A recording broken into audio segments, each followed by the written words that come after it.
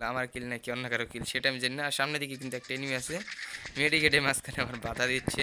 তো এটাকে কি পারবো আমরা ঘুষে মারতে? তো প্রথমে কিন্তু একটু অসুবিধা হচ্ছে ঘুষে মারতে, যেহেতু প্রথমবার। এর আগে সবসময় আমি মানে গান দিয়ে জন্য চ্যালেঞ্জটা আমাকে নিতে হয়েছে।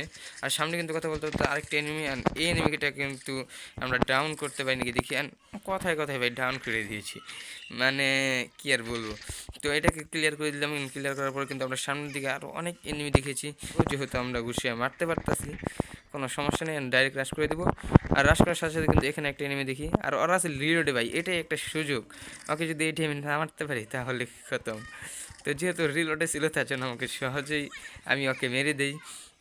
তো এটা কিন্তু কমেন্ট সেকশনে জানিয়ে যাবেন। অ্যান্ড সামনে একটা এনিমি, ওকেও দেখে আমরা ঘুষিয়ে মারতে পারি নাকি, অ্যান্ড ফাইনালি মেরে দিয়েছি। বাট পিছন থেকে কিন্তু আরও এনিমি আছে, আমরা ওদিকেই চলে যাই। এটা যেহেতু ফিনিশ নেওয়া দরকার, ফিনিশটা আগে নিয়ে যাই, ঠিক আছে।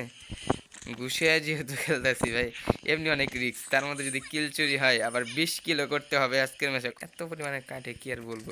আর মেডিকেট নিতে সমস্যা, আমরা কিন্তু এটা আমাদেরকে দেখেইনি, তার আগে আমরা পিছন থেকে অ্যাটাক করে মেরে দিয়েছি। তো মেরে দেওয়ার পরে আমরা এটা